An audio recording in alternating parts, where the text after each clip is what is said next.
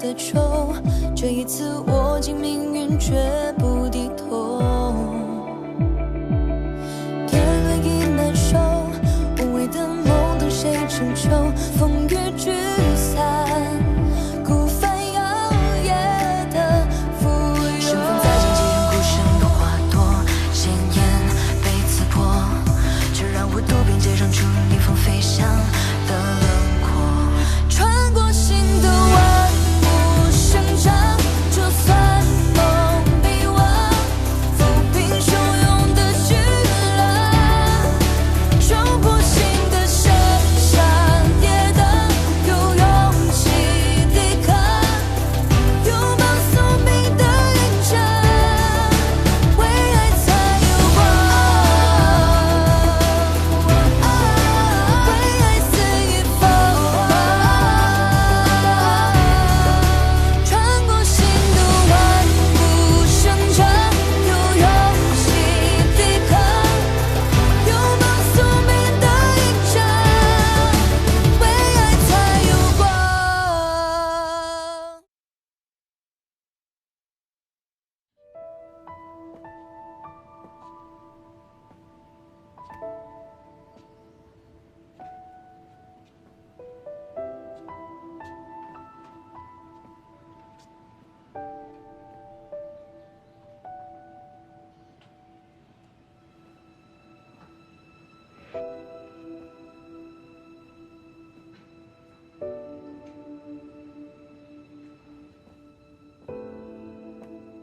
就在这儿，我们第二次见面。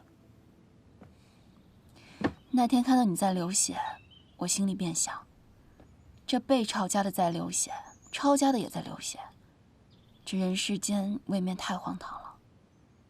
这么多血，究竟为何而流？那时候我以为你恨不得要杀了我。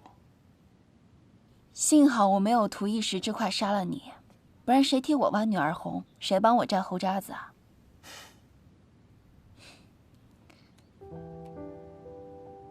妍希，谢谢你帮我们要回宅子，让我们可以回到这儿。是我该谢谢你，花枝。谢谢你给我，也给了芍药一个家。那以后就是一家人了，不许说这种见外话。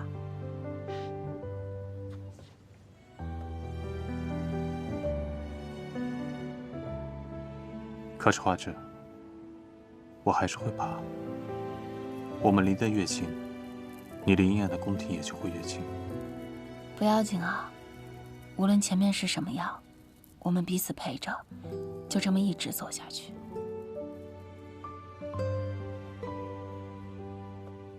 与世间万物相较，人的生命可太短暂了，说不定一下子我们就白头了。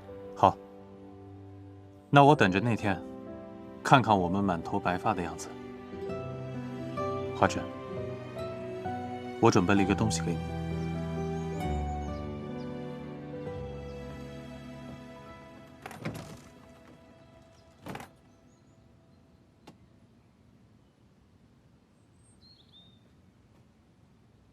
还记得我们的约定吗？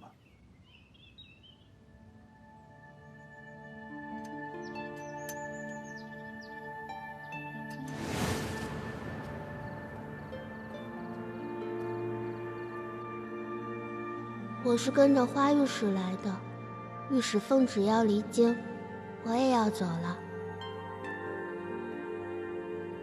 世子哥哥，我从前在书里看到过杜十遗的一句诗：“此为星辰终不灭。”王妃娘娘一定也变成一颗星星了，将来我们也会变成星星的，到时候就能团聚了。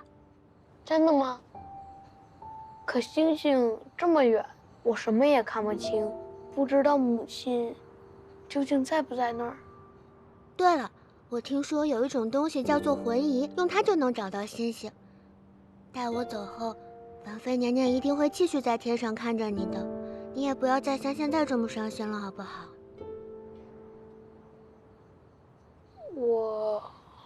待我之后找到那魂仪，就买一个送你，你再教我认星。那你可别忘了。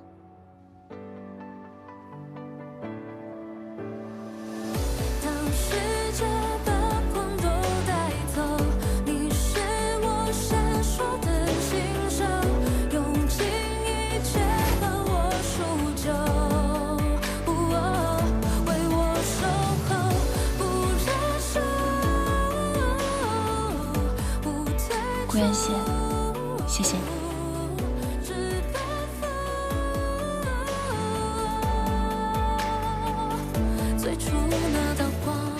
前怎么过得像木雕石刻般的日子，日日路过这个花园也不觉它的好。现如今一看，这园子种的什么花啊树啊的，真是浪费，就该种些蔬菜。可不嘛，李哥啊最爱吃甜瓜，给他种上几棵。这后院的地呀，哪怕是麦子、稻田也能种的。对呀，二嫂，哎，慢点。阿简哥哥摘小辫，朵儿想要给你摘小辫。你说这个小六啊，他心智上真是有点病症呢，整日同这些孩子说不到一块儿，也玩不到一块儿，还动不动就咬人。看来只有朵儿能治他。可不嘛。阿简哥哥，你跑哪里去了？只预言，跑哪儿去了？阿简哥哥。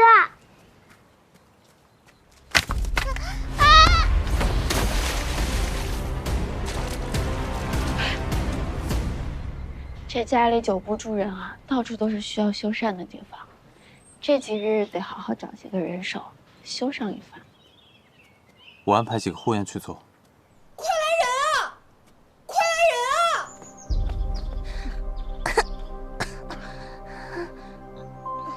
人啊！朵儿，这怎么了？怎么了？没事吧？朵儿掉进井里了。啊？好端端的怎么会掉进井里呢？朵儿，他是进来找我，才掉进去的。什么？哎呀，朵儿，你跟娘说哪里疼啊？啊？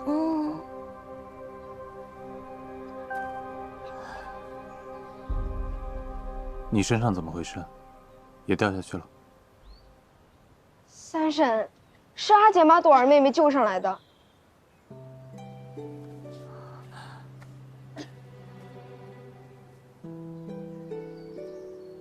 你身上这绳子是为了救朵儿。哎呀，你们这些孩子怎么就不会叫大人呢？等把你们叫来就晚了，何况井口这么小，连我都进不去。阿简说他不怕黑，就跳下去了。他把朵儿举起来，我才去找了绳子，拉他们上来的。坐好。身上的伤，一会儿找邵小姐姐给你上点药。方才婶婶错怪你了啊！你真是个好孩子，柏林，你们都是好孩子啊！谢谢阿简哥哥。阿锦，以后你就是朵儿的哥哥，你也可以认我这个婶婶做你的干娘，好不好？乖孩子。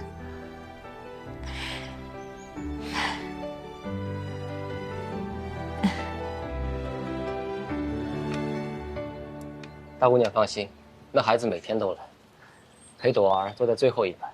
虽说听不懂，好在有心想学。阿简之前从来没有见过学堂，还要请郑先生多费心了。小孩子记性好，楷模不是难事。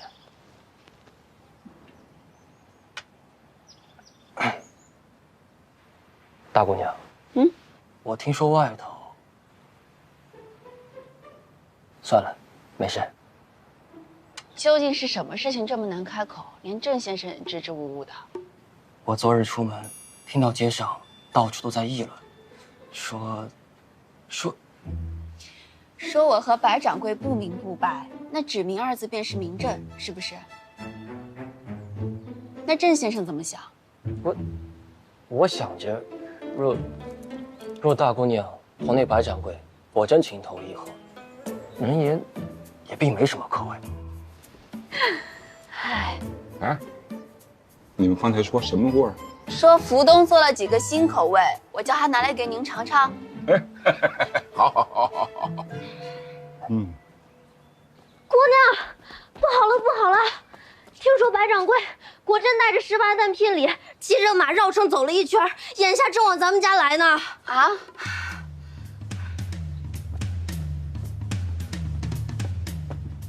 头儿，那帮人的动作很快，什么？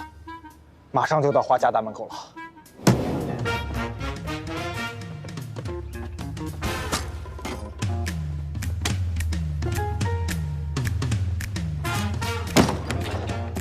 你们好好工作啊，我跟着头杀敌去了。把门带上啊！多谢了啊，多谢，多谢，多谢了啊！麻袋，不要。大砍刀，头你就说吧，哪个？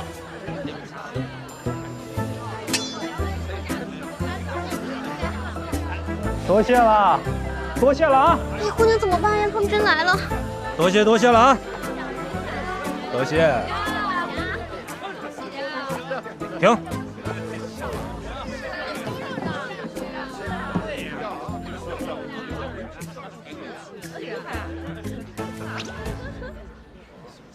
兄台是？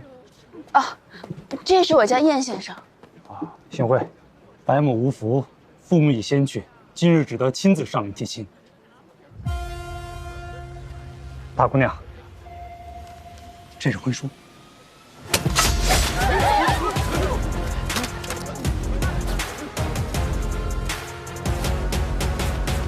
白掌柜，带着你的婚书和聘礼，滚！我与兄台无冤无仇，你为何要拆散我与福东姑娘？福东？嗯。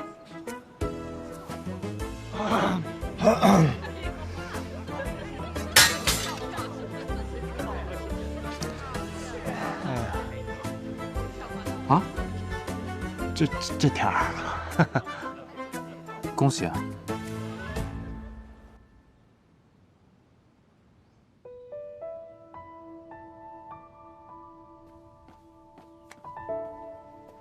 福东，你们二夫人都是福东的错。起来，不是他的错，若真有什么错，也是我的错。大姑娘，我与福东自打擂时相识，后来纸迷楼开起来，我们朝夕相处，彼此钟情。我二人虽有私情，却公私分明，不会牵涉纸迷楼的经营，请诸位放心。福东，你怎么没同我说过？姑娘，福东并非有意隐瞒，只是不知他会上门下聘。他若是不下聘，你就永远都不同我说了。怎么会呢，福东？我一定会明媒正娶你进门的呀！白母之心，天地可见。我若辜负福东姑娘，我愿受刀山火海之苦，永堕畜生道，我不得好死。少说两句吧。我听你的。别来这套了啊！丈夫的嘴，骗人的鬼。我就问你一句，这芷明楼是芷儿和福东辛辛苦苦赢下来的，你和芷儿合本经营，全仰赖福东掌管后厨。那福东进了你家门，这芷明楼岂不变成你白名下的夫妻铺子了？不会的，三夫人。原来夫人是顾虑这个呀。我与福东两情相悦，我已经想好了，他若愿嫁，我便与大姑娘重立一份妻子，把我那5成本钱改换成福东的名字。这芷明楼便是大姑娘与福东合本经营。这生意上的事情倒是可以再说，但是这件事要看福东的意愿。可不能再说了。今日若是不成也便罢了，若是成了，得当场立契。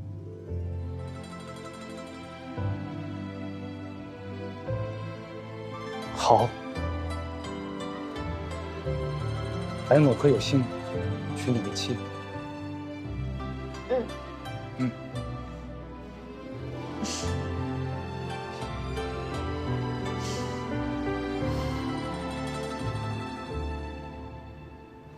青姐姐，你这几日收到几张八字？也就7、8张吧。7、8个？我怎么只有3张？你还小呢，怎么也着急要嫁？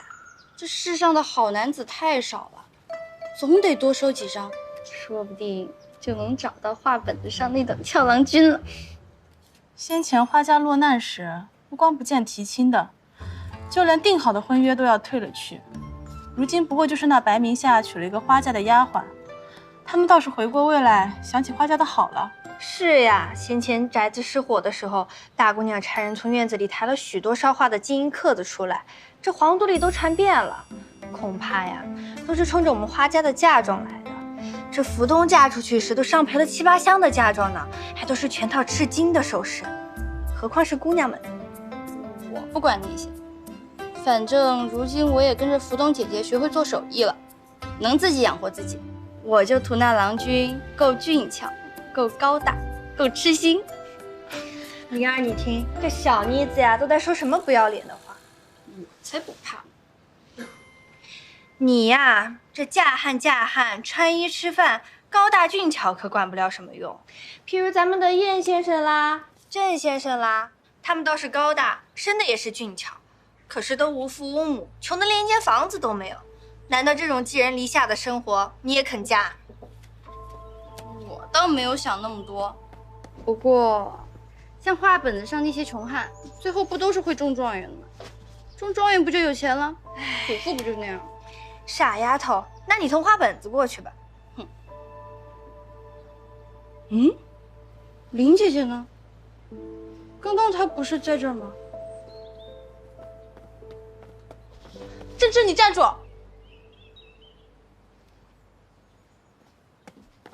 你躲什么？你是不是都听见了？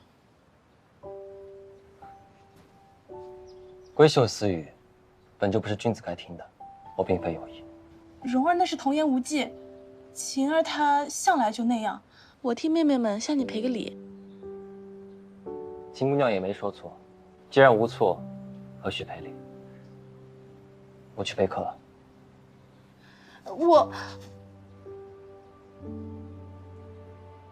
我只想告诉你，并非所有人都那样想。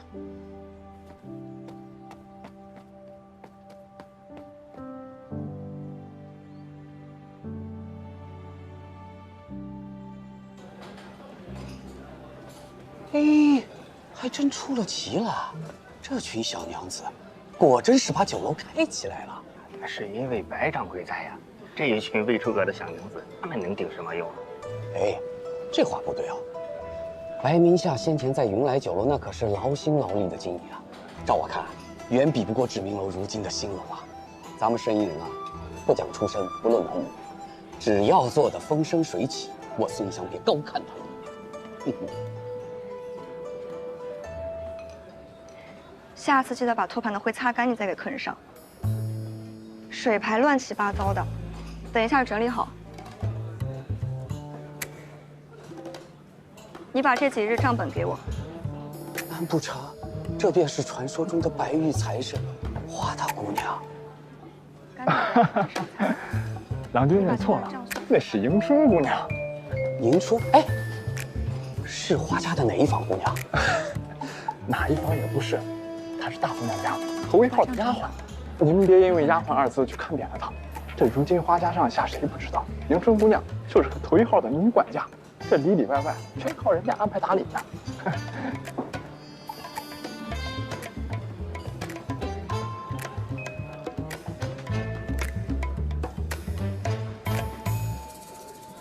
是7000钱，900万，还有这儿。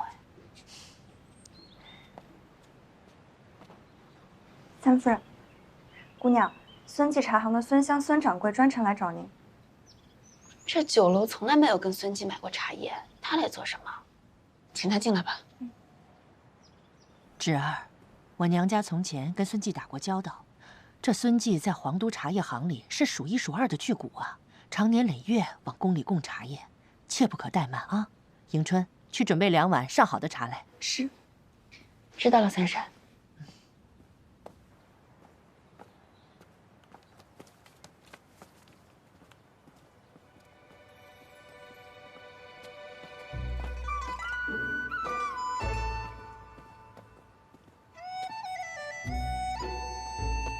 哎呀呀，孙某一路过来，府上果真是清雅非凡，不愧为御史门第啊！花大姑娘久仰。孙掌柜谬赞了，花家早已没有御史，何家都是布衣百姓。哎呀，大姑娘过谦了。备了点茶。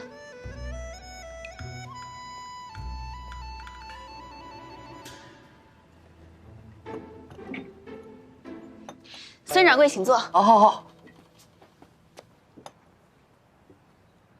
哎，三嫂，你说那个孙掌柜多大年纪啊？怎么会没有婚配？孙记偌大的产业，在皇都里谁不眼红啊？这些年孙香家里没个夫人，多少人明里暗里的把自己的女儿往他家里送。这事情呢，我是有听闻过的。也未必是什么好人家。瓤子里有没有虱子，谁知道啊？壳子反正是锃光瓦亮了。哎呀，什么时候咱们花记也跟孙记一样，在皇都里开个17、8间铺子就好了。三嫂，你急什么呀？四弟妹，你信不信？这孙掌柜进这扇门，肯定不光为了生意。如今咱们花家的女儿热得像炭火似的，光是灵儿的提亲信，我已经收到30、40封了。这孙掌柜恐怕也是想借这个机会，上门相看一番的。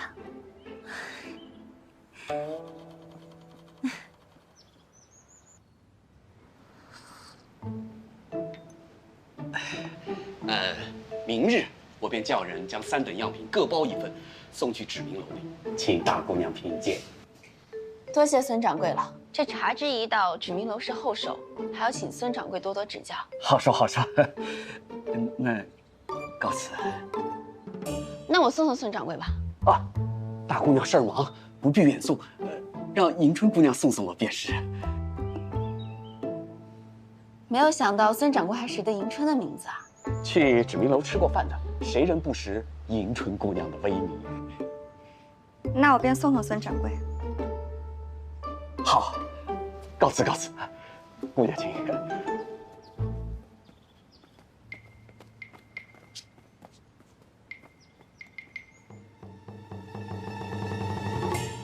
迎春姑娘可有说过人家？没想到孙掌柜也有说媒拉纤的兴致，迎春先谢过。你就不问问我想说的是哪家的郎君？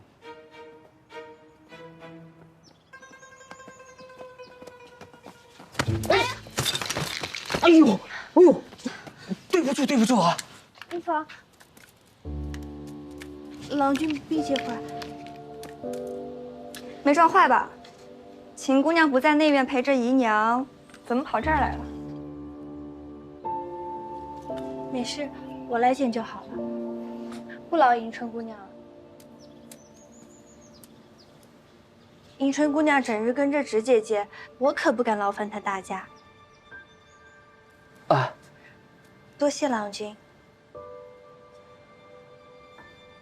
孙掌柜，前头便是大门了，我再送您一程。好好。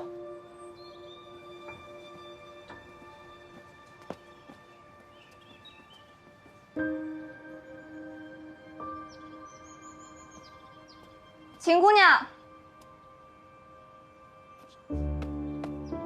今日可真要多谢秦姑娘，叫我开了眼。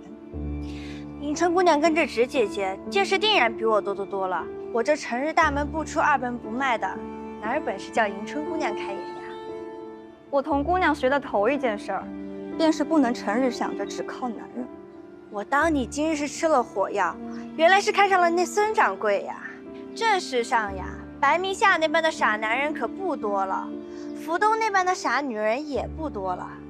我看呀，对着迎春姑娘这样聪明的人，那孙香呀未必肯分你铺子。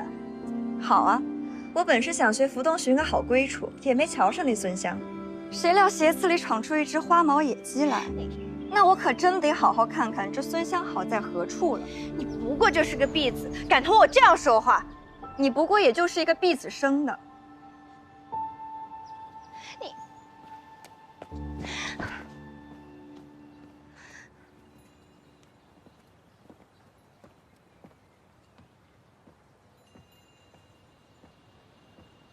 谁又气着我们花大姑娘了？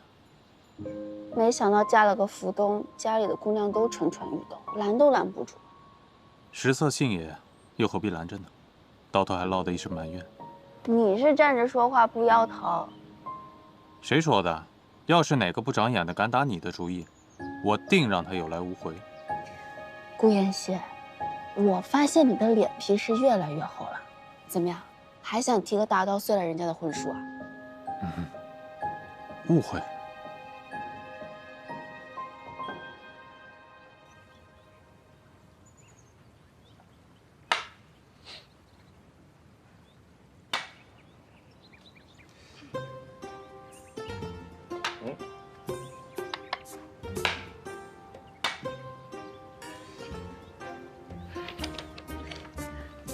我赢啦！认赌服输啊！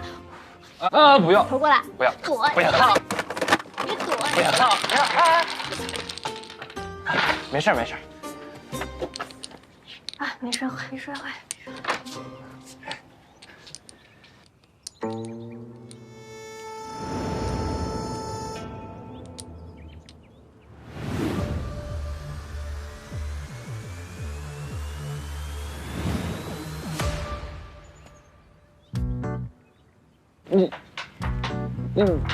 小郎君，我们又见面了。哥哥，你来了，哥。这是我哥，哥哥，这是我朋友沈焕。哦，好。我今天还有点事儿，先告辞了。慢着，不知沈二郎可有闲暇？我们一步小叙。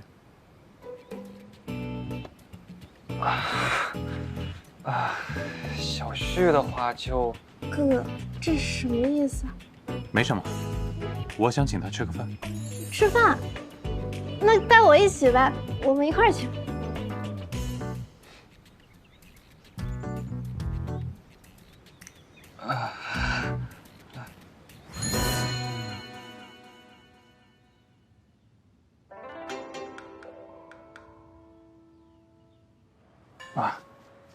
来，燕兄。哎，哦，多谢燕兄。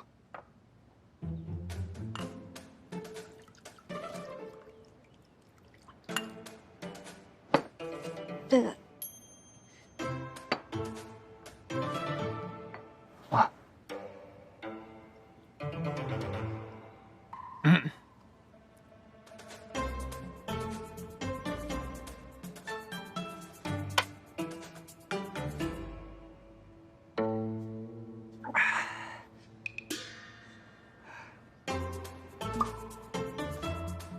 沈二郎是怎么认识我们家芍药的？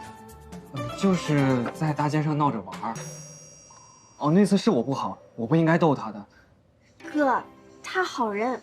芍药，你先吃饭，哥哥跟他聊聊天好不好？那沈二郎平日里又做些什么营生呢？也没什么正经营生。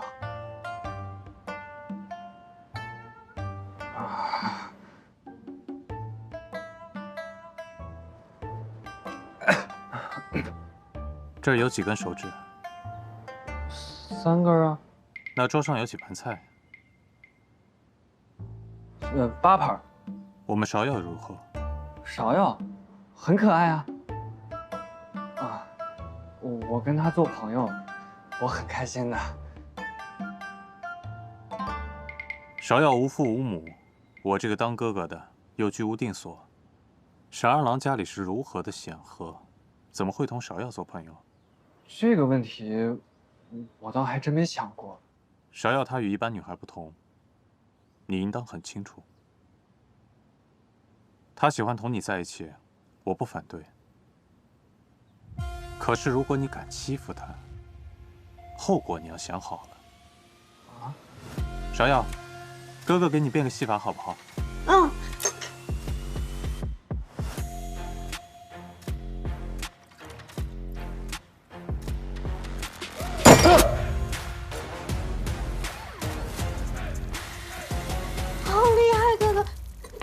给我也整一个一样的。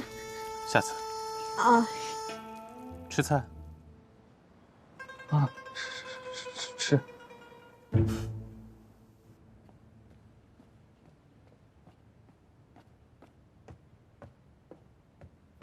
头儿，县王府查出的重要文书都在这儿了。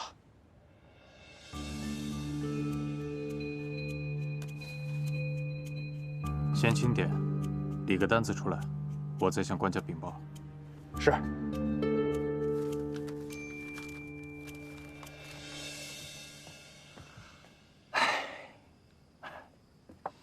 你别走来走去的了，看得我心烦意乱的。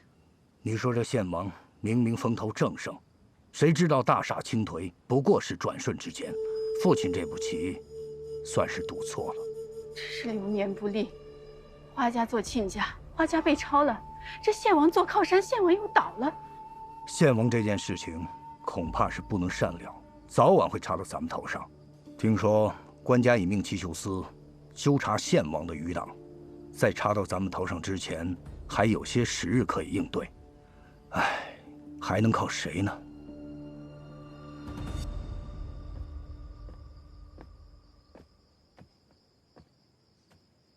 芍药她与一般女孩不同，你应当很清楚。嗯。她喜欢同你在一起，我不反对。芍药喜欢同你在一处，我不反对。我不反对。啊？他说这话了吗？啊，他这么说了。啊哈！我不反对。哈！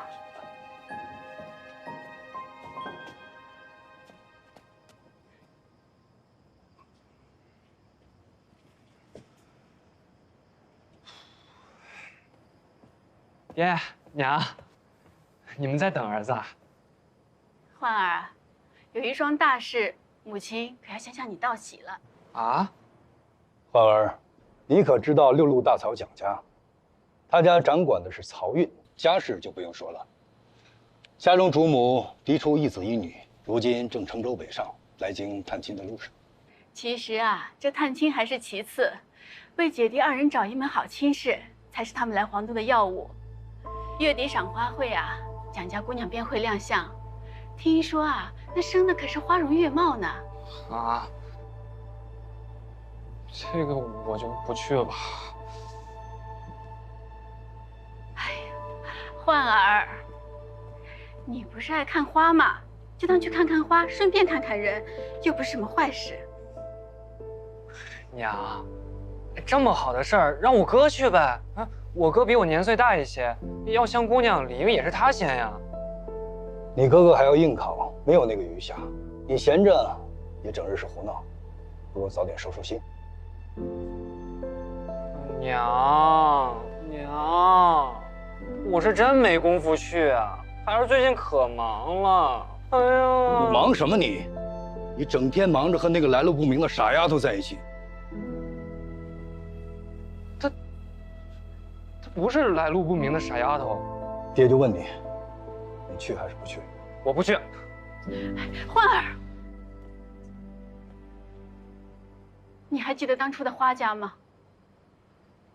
一门四锦事，又是相公又是舍人，还有什么一品诰命？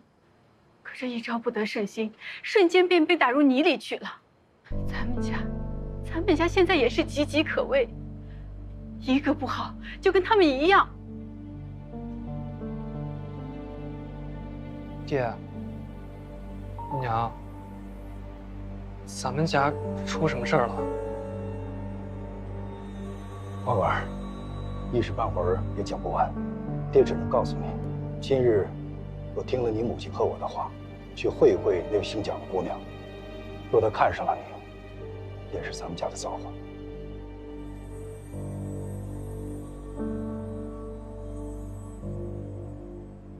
孙掌柜，你那批茶的成色我都验过了，还行。可是你这一开口就是3年的长约，是不是为时过早啊？哎呀，花大姑娘，3年太长，但凭您说个日子，咱们再行商议，没有什么是不行的。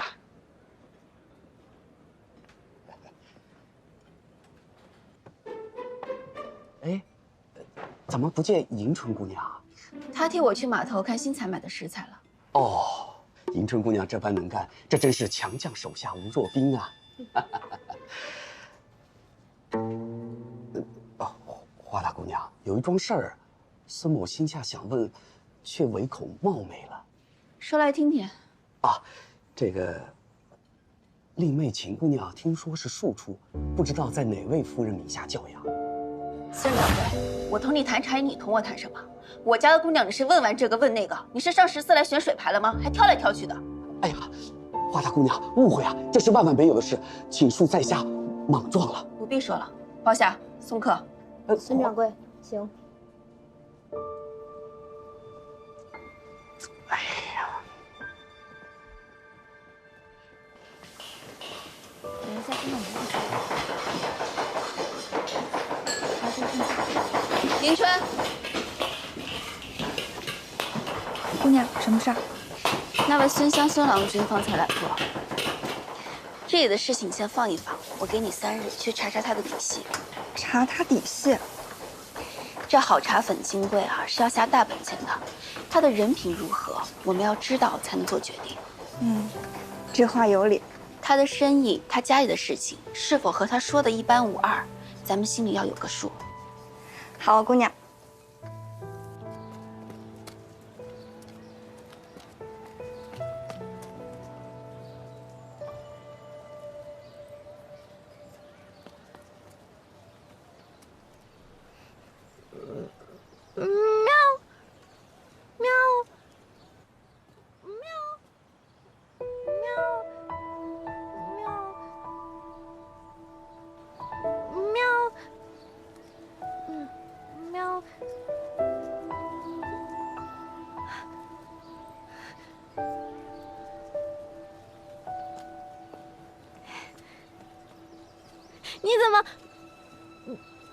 你怎么才来啊？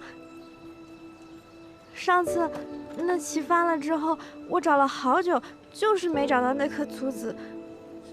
怎么玩啊？芍药，我恐怕再也不能像以前那样，天天跟你一起玩了。为什么？我爹娘不让我见你。所以，以后我不能来这找你，你也不能来花姐姐那儿找我，对吗？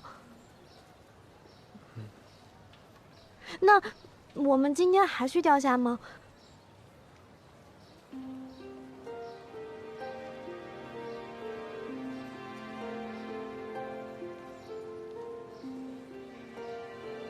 对不起，芍药。行吧，那我走了。你要来找我的话，翻墙，但你要注意安全。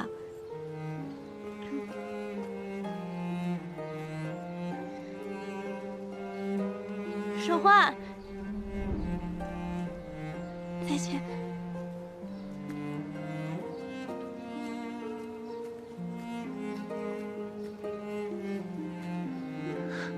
是。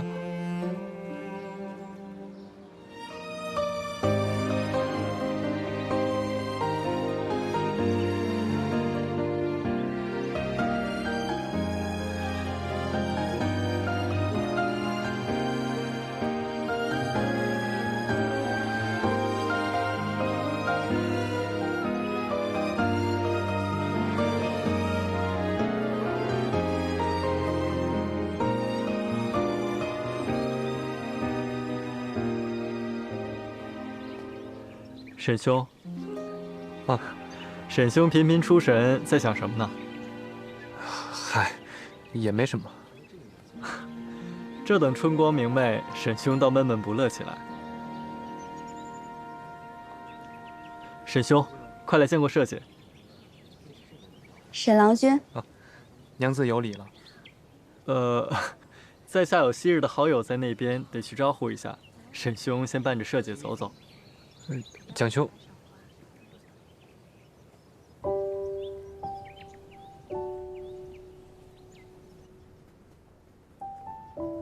沈郎君平日爱玩什么？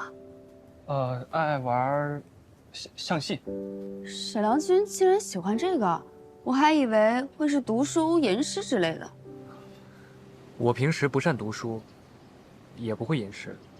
啊，我呢，闲时会绣扇面。挺好看的，绣的挺好。沈公子正是读书的年纪，不如考取一个功名啊。我哥比较喜欢读书，我就不太喜欢。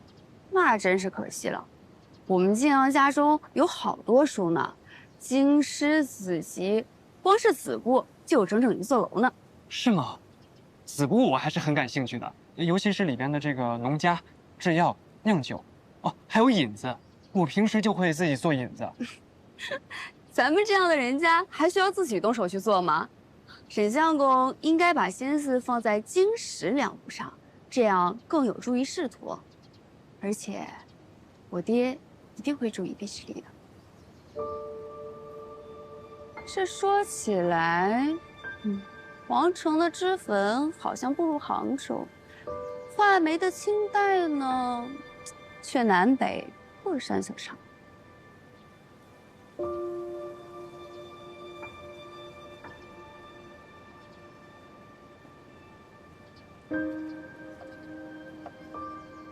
沈伯父，沈二哥是不是早已心有所属？怎么会？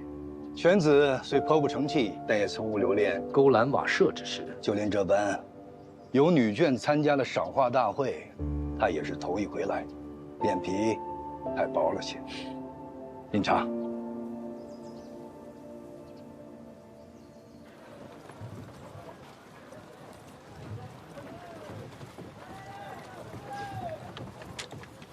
蒋家的姑娘同你讲了什么？他说皇都的清代特别好，不知道何处去买。他家管的是漕运，天下珍奇，南货北货，都得从他们家手上过。既然如此，区区画眉之物，还用得着咱们帮他找？看来你这皮囊生的上啊，他看上了，把握好机会，把清代买好，给他送过去。听到了没有？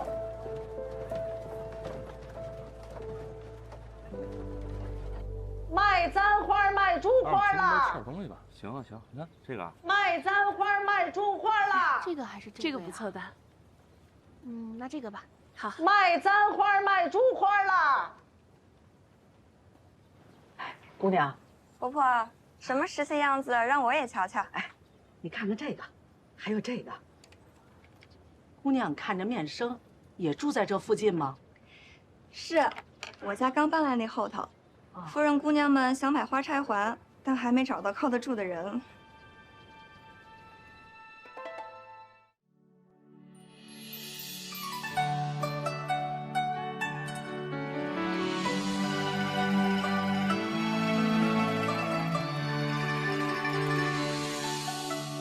不荒一秋天，不老一株茶。天落水，鸟吃虫，鸡又飞。心血为冠，心力为盖。茶叶或粗浅，滋味乃春天。